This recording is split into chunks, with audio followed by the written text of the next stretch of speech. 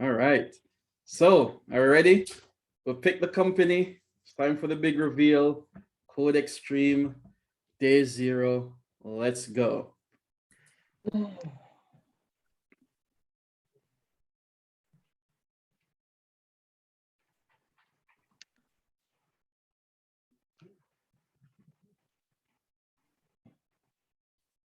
Hey, Faustinus, how you doing?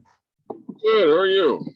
Oh, I'm good. I'm good. I'm here with just a crew of people that were involved with the decision process, and we eliminated some companies, and we're talking to all the companies that we eliminated. I'll be having conversations with them one on one.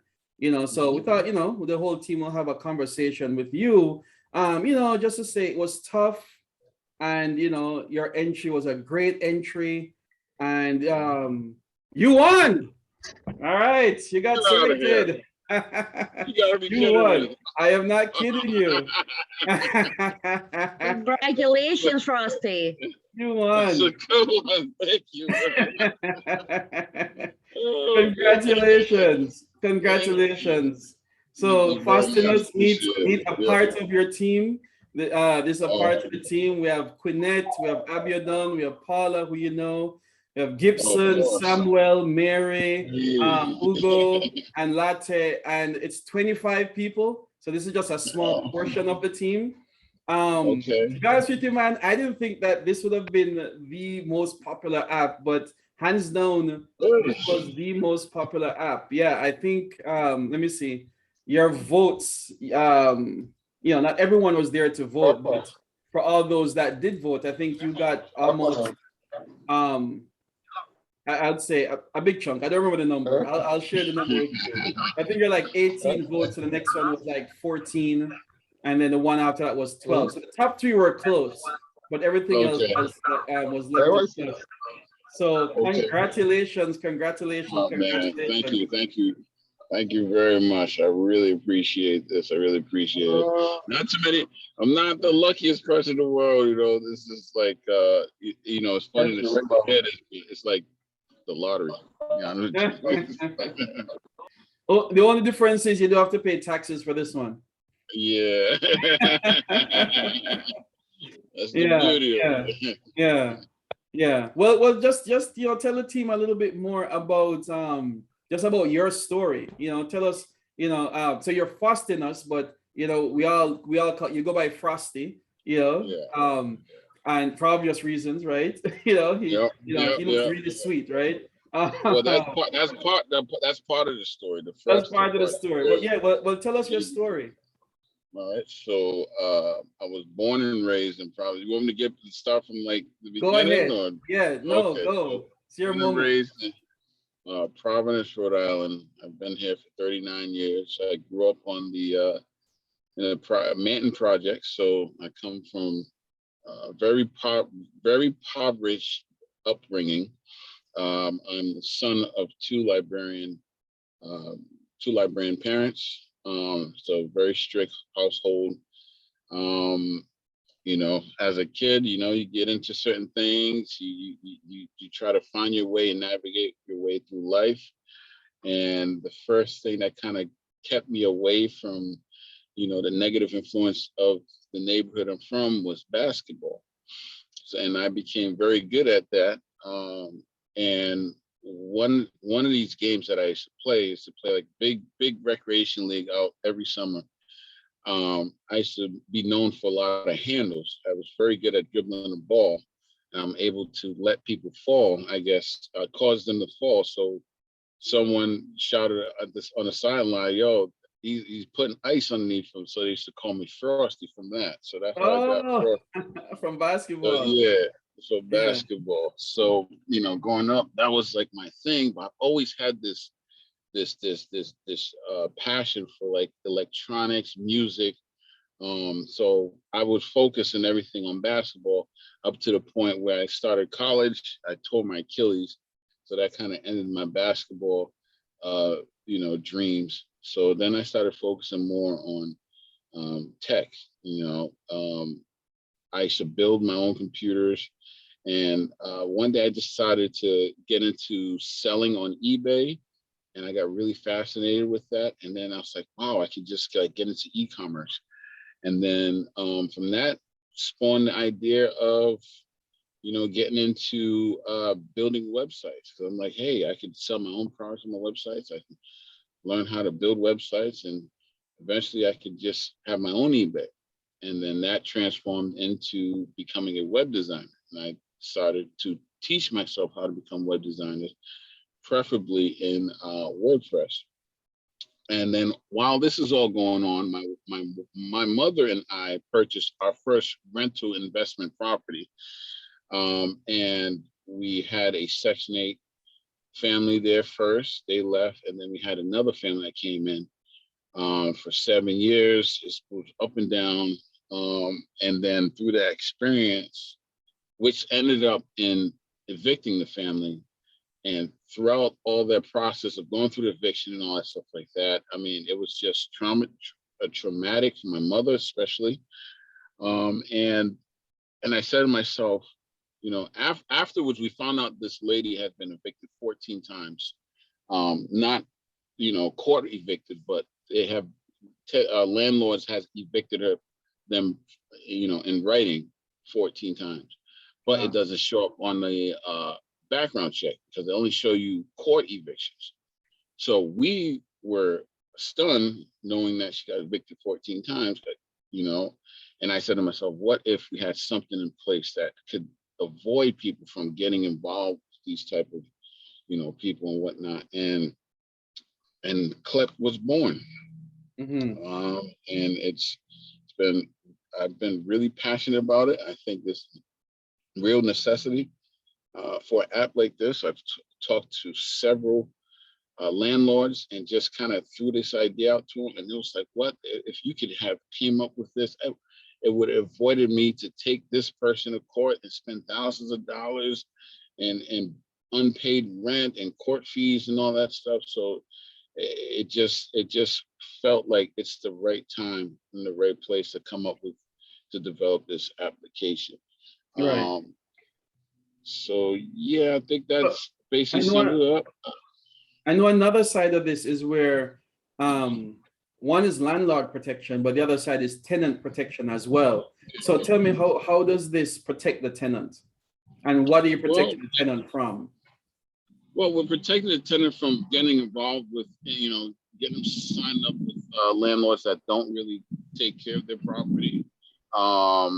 There's an opportunity for them to kind of get, because when you're renting or you're trying to look for a place, all you see is the actual property. They tell you how much it's going to be per month, but you don't know who your landlord is going to be. And that's very important moving on, because this is the person that these are the people or company that you're going to be dealing with for at least a year, because you're signing a year contract. So it's I think it's very essential to know that, before you get into contract with someone, you want to know who you're getting a contract with. Same as if you're looking for a lawyer and whatnot, and you're trying to get a lawyer with you, you're going to find out, oh, is this lawyer good? Like, what's the background with this lawyer?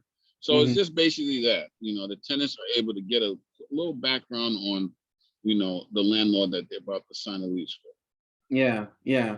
And in terms of the reviews that the tenant and landlord are going to give each other, are we going to have to verify, or how do you think we'll verify that they were a tenant or they were a landlord? Are we going to do it like Glassdoor, how Glassdoor does it? Yeah, basically like that. It would just basically be like, it would be like just like Glassdoor. Yeah, because I mean, because they've done it a pretty, you can tell about someone, but you don't have to, they won't show the person's name until you need to see the person's name. Exactly. Yes. Yeah. Okay. Are you going to have ads on this as well?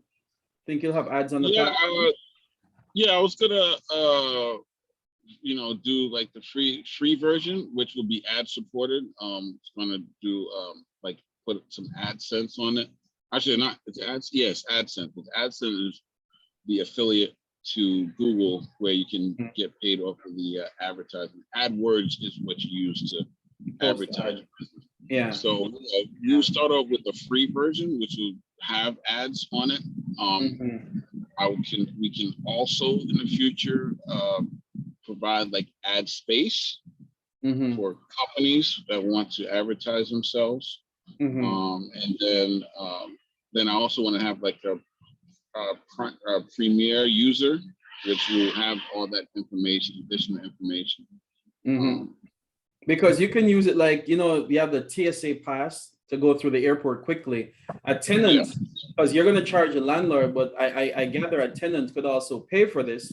If they say, here's my profile, here's my information, you can share it with the landlord because I'm a good tenant.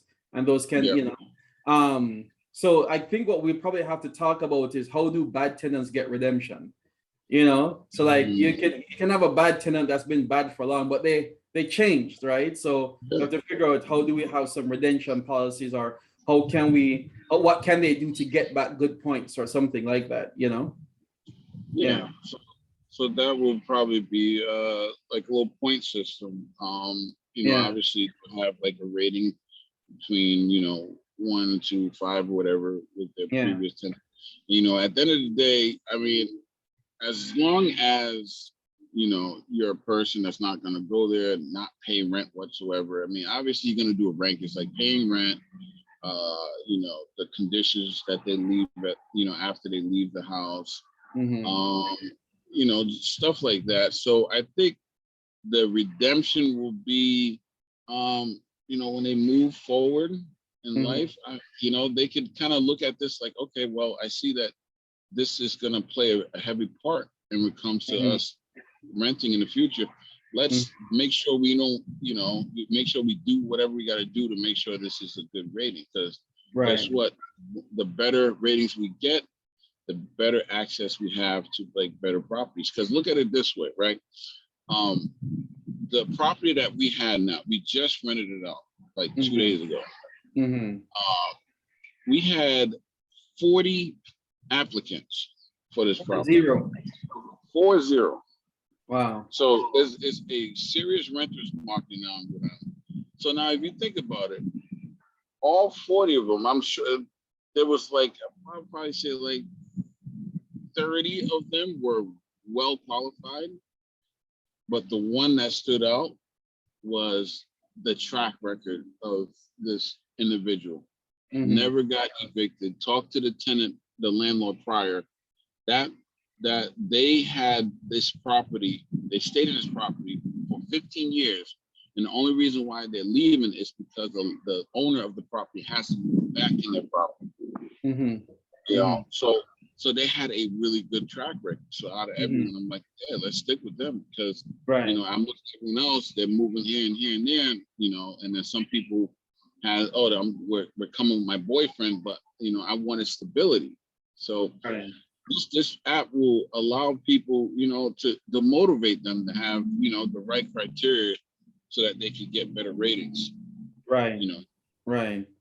All right. That's awesome. This is going to be really, really valuable, impactful. I think the team, we have lots of Nigerian roots. I think the team is seeing this as an app that can be used globally, because there are slumlord situations wherever you go, good tenants, bad tenants, good landlords, bad tenants everywhere. And so this has use in lots of other demographics. So I'm going to open it up to the team. Any questions, comments from anybody? Anything they want to ask? I know we're on camera, but don't be shy. Hey, Frosty, congratulations. Thank you very much. Yeah. You're gonna say something? Okay, yeah, hi. So my name is Quinette, and I'm part of the design team.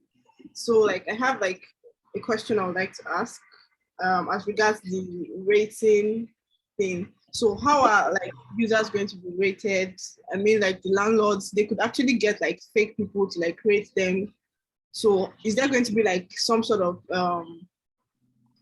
inspection and like some sort of like carry out like inspection on their profiles and stuff? Then on the side of the tenants, are they going to be like rated based on like their profile? Because if you're going to rate it based on like a user profile, I could just get another profile, like sign up on the platform again and begin to use another profile, begin to use another picture and all of that. So how would you check all of those things? So verifying the landlord and verifying the tenant. Okay. Yeah. So in regards to that, obviously we have our assignment process where they provide your name, address, date of birth. Now, would it be some type of confidentiality conflict if we require them to provide like Social Security? Well, you probably want to stay away from that just from a Yeah. security perspective from the application. Yeah. You know, I mean, we throw, you know, this country uses Social Security a lot, but you know, I don't think legally someone has to surrender their Social Security number. But one of the ways you could, it sounds like what you're also saying is that the tenant is going to apply for rental, for the rental, and at that point the landlord has their information. So that information doesn't match what's on Clipped, then you can't point to anything on Clipped because you're just not there, right? Yeah. Unless every time they go from one place to the next, they're changing their whole name and so forth. Where from a U.S. context, that's not really easy to do, right? Okay, yeah, because in the U.S. it's really tough to do something like that because obviously, you got to provide a background check as well. Right. When you provide a background check, you got to use your personal information. So I'm not too familiar when it comes to outside of that. I can see the concern where someone could just, they could be a bad tenant, whatever, and then say, you know what, I'm going to make up another profile so that I won't, have that on my record and whatnot. Right. Or even the landlord getting fake reviews. Fake reviews. Yeah. And Glassdoor certainly has conquered that challenge. So it'll be interesting to review that platform and see how that's done. Which is part of what the design team does with their UX research. So I'm not quite sure. I don't know if you know off the top a simple or straightforward way that when to prevent tenants or fake tenants from giving the landlord good reviews, or even the opposite, fake tenants from giving the landlord bad reviews. Okay, so would it? What would? How can I say this? What if only verified users can leave reviews? Okay. You cannot just come on the platform and just leave a review. What if only verified users on the platform can leave a review for someone else? So if someone comes on the platform, they want to leave a review, they have to basically create a profile themselves. Mm-hmm. In the profile, it will say, I'm a tenant or whatnot. I want to leave, and then they can leave a review for a landlord, and vice versa.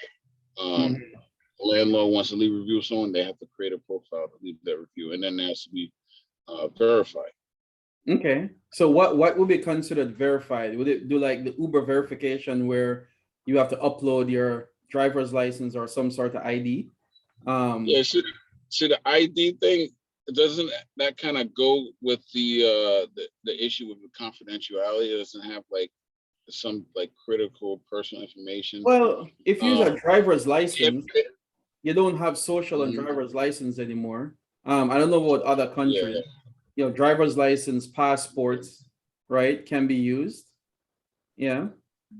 We could do something like the 3-phase part, profile picture, driver's license, and then if there could be like a letter, like an actual bill, like a picture of a bill with the address for that individual. And they don't have to show the actual bill, just the letterhead of the bill that aligns with the address. Oh, so proof that you live there, which would be a bill. Yeah. That's cool. Yeah, that makes sense. So proof that you live there, which is a bill. Maybe some other sort of ID verification. Okay. Yeah. What do you think about that, Quinette? That works? Yeah, I think that works. But like, are you saying for like the current house, you have to prove that you live there? So if I'm a new user and I'm coming to probably search for like a house or something, right? An apartment, right? So do I need to bring like a bill or like any proof that I live in like an apartment like at that time? Because I'm still new at that point. So I have to first move in before I can verify. Mhm. Mm, Well, I mean, I look at it like this. When, if you have a driver's license, right? That on the driver's license or the state ID or whatever identification card you have, it provides your actual address, right? Now, what I'm trying to target a certain audience. I mean, at the end of the day, everyone has a cell phone, or they basically, I'll say 90% of the audience that I'm targeting has a cell phone. So a cell phone is a bill. So if they have a cell phone bill, or even I'm hoping that would provide that third verification. And I know someone would be brand new to coming onto this platform, but they have to have some type of mail or something that they could use. Even if it's a prior address that they've lived on, like that could be something that they could use, as long as it verifies that person is the actual person. mm-hmm. Yeah. And you also got to think about it too. The profile picture matches the ID. I mean, Practical. Yeah. Yeah. So it seems then that, if you are using the platform, you log on for the first time to check out a landlord, you're not posting a review. So you just need to verify that you're human, right? And you are who you say you are, and you can read. You can then go and read the reviews. But then secondly, if you're about to leave a review, then you have to prove that you lived at the address that you're leaving the review for. So to what you're saying, Quinette, if you haven't moved in yet, you don't need proof of address because you haven't moved in yet, and you're not leaving a review for some place you have never lived. So reviews is historical. Either you're currently living there, or historically you're living there, right? Yeah. Okay. Yeah. Yeah. And the landlord, you can almost verify, I think it's public information that who owns what place. So, that can be verified as well. And that's probably even something you could upsell, I think Quinette mentioned inspections. So, you could even have a CLEP certified apartment where, you provide the inspection, you get that seal of approval. So, people know that, that's something someplace I want to live. So we can talk about those business models as well. Cool.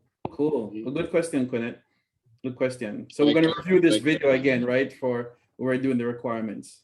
Yeah. Anybody else? Any other questions?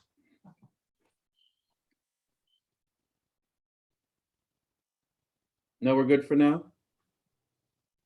No questions. I'd just like to say congratulations to you for Sinas. Thank you. Yeah, awesome. All right. I think that's we won't keep you much longer than we have to. We're looking forward to the journey. So what's coming up next? We are going to communicate via Slack, right? So if you don't know, we'll send you some videos on learning Slack.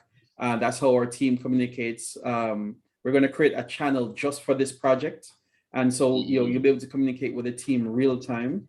We are going to be using our tool called GoatSASS, which is our design platform that facilitates requirements collaboration and helps us to accelerate the development of software. So we're going to put your project on GoatSASS, and you've learned that from Bootstrap Bootcamp Tech Edition. So we're going to put your project on GoatSASS, share with the entire team. Then from GoatSASS, it's going to generate the code to start the project. So this is going to get the day we press the button, 50% of this app is going to be done in literally a second.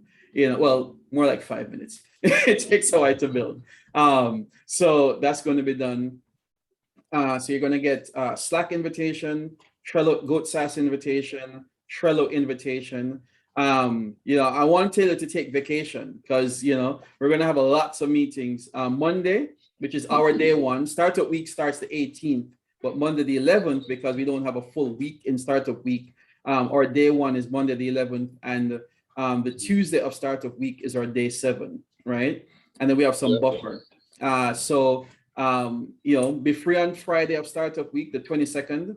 So that's when there's going to be the big reveal. And I think there's a cruise of some sort. I think they have that for the end of the grand finale. But Monday, if you can be free on Monday, the first part of Monday, we're going to send you meeting invites, because that's when we're going to do all the scoping and put together all the requirements in the level of detail that we need to get it done. So Monday is going to be intense. So, if you can get a free day on Monday, just to be available for questions, Q&A, that will be helpful. Anytime. Yep, anytime on Monday. Okay, perfect. All right, and with that, we're excited. This is the end of day 0 for Code Extreme, and congratulations, man. Well done, well deserved. I know that for a fact. You're a true Rhode Island story, and I know you're going to put this to use, and this is going to be awesome. And with this amazing team, it's going to go global. So thank you so much. All right, team, thank you so much. I have to jump off, but work still happens, and we have a proposal to write. So Paula, we're going to use Goat SAS to write our next proposal. Literally in an hour, we're going to crank out a full proposal that's going to tell us time and cost, simply because we're using Goat SAS. So thanks again, Frosty. Thanks again, team. And with that, I'm going to stop recording. Bye-bye.